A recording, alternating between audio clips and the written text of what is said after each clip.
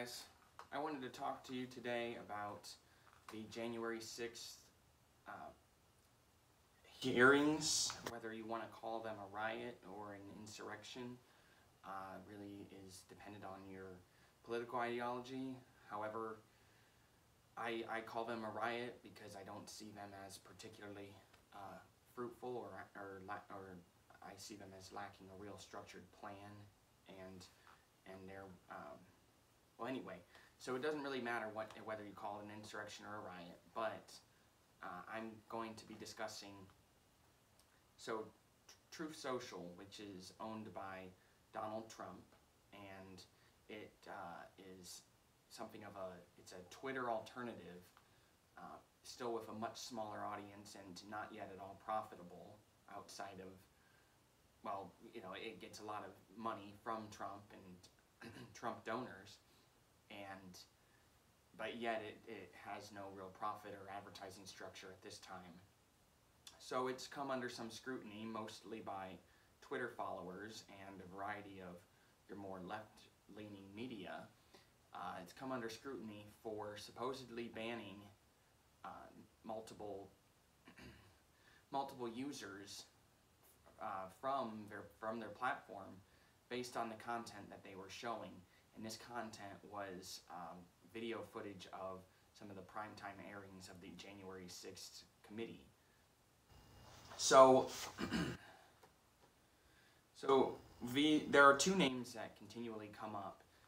Although a variety of I must have read 10 different articles from 10 different companies discussing some who claim that Truth Social is definitely doing this, others who claim that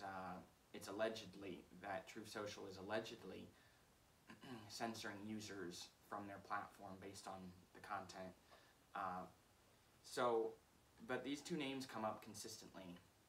There's one guy by the name of Travis Allen, who is a self-prescribed political commentator and information security. Well, he is a political commentator, but he's a self-prescribed information security analyst, whatever the heck that is. So that's Travis Allen, who on Twitter has claimed that his Truth Social account has been suspended due to his showing of footage of the January 6th committee. The second name is a guy by the name of Jack Cosciarella. Jack Cosciarella. So Travis Allen and Jack Cosciarella. These are the two people on Twitter who actually have some kind of connection to Truth Social, who make the claim that their personal accounts have been suspended from Truth Social, and they say it's because of the January 6th coverage that they're doing of the committee. So, however, many of these sites that are talking about this censorship from Truth Social, they admit that this is alleged and that these claims by these two men have not been independently verified. So essentially it hasn't been proven yet. The Twitter users spreading this claim vastly outnumber the ones who actually claim they were banned from Truth Social. So there are these two guys who, Travis and Jack, who claim that they were banned from Truth Social for their postings of the January 6th committee. And then there's a variety, plethora of Twitter users who pounced on this story to prove that, hey, that Truth Social is just as they're hypocrites. Donald Trump and his Truth Social are no more concerned or interested in protecting free speech than Twitter. I think it's worth noting, though, that Trump's issue with Twitter and many conservatives' issues with Twitter are based on there is such a thing as copyright censorship, which is, you know, banning a video or getting rid of a video or some kind of footage because it violates copyright law. and then there's ideological censorship. Ideological censorship is much more offensive because that is actually that's actually banning someone because you disagree with their views or don't like what they have to say. Content or copyright censorship is more based around, am I, as the platform owner, am I going to be sued because, or am I facing legal action because because somebody on my site, my social media platform, because they're spreading copyrighted content. And I could get into the whole copyright thing, but that's neither here nor there. I guess the point is that the claim has also been made that, well, it sounds like this may be copyright censorship. Under the Digital Millennium Copyrights Act of 1998, it imposes fines on internet-based companies for sharing copyrighted video.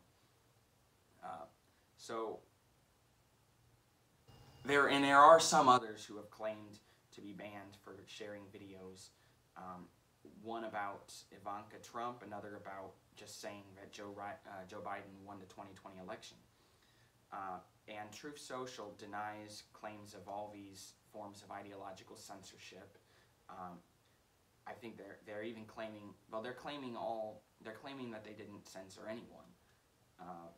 And even if they did, it seems like it's leaning towards copyright censorship if these are actual videos of the committee being shown on the platform, being shared on Truth Social, then it makes more sense if it's a copyright-based issue.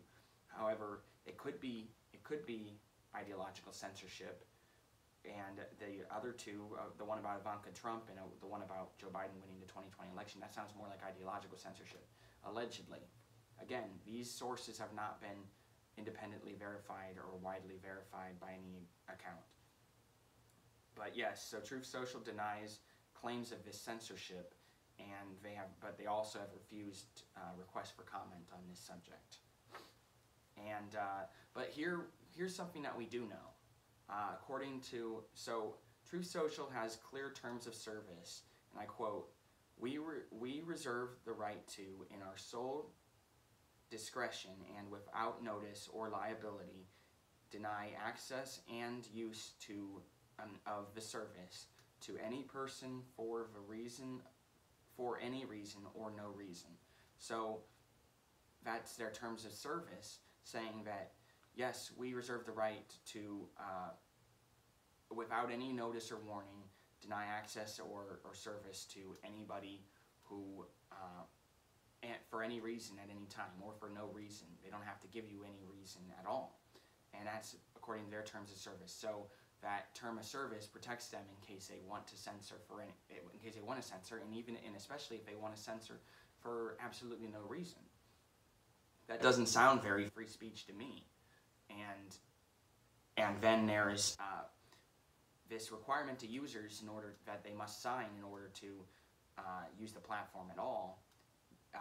They agree not to disparage, tarnish, or otherwise harm, in our opinion, us or the site.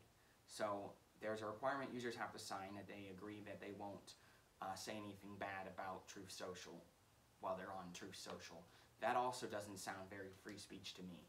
So the claims are unverified, whether or not this Travis Allen or James Cocchiarella, whatever, whether they've actually been censored, but there's really only two examples that are getting blown up in the media right now, being talked about in this way in regards to the January 6th hearings. It makes sense why Trump wouldn't want people talking about it, but it flies in the face of his narrative of being a free speech guy and being a victim of censorship by the big tech industry, if he participates in it himself, even if he's a very small player compared to others. But one thing I can say for certain is that I have spent some time on Truth Social myself and have searched for January 6th information in the hearings, and I have found very little information. I have found very little accounts or sources on Truth Social that actually have provide an opposing narrative other than a pro-Trump narrative to the January 6th hearings. So that is a little suspect that there isn't more. Well, it's suspect. It could be censorship, but it could also be that there are so many more Trump supporters on Truth Social than non-Trump supporters. I think that is quite clear, that Trump designed Truth Social to be a refuge for Trump supporters and conservatives at large, so naturally the people who use Truth Social are going to prefer Donald Trump's narrative and are going to push Donald Trump's narrative. So it's unclear at this time whether censorship has even occurred, and if it was, whether it was ideological censorship or simply copyright censorship. Either way, Truth Social's terms of service and user agreements do not, they do paint a counter narrative to Trump's pro-free speech message. Anyway, thank you guys.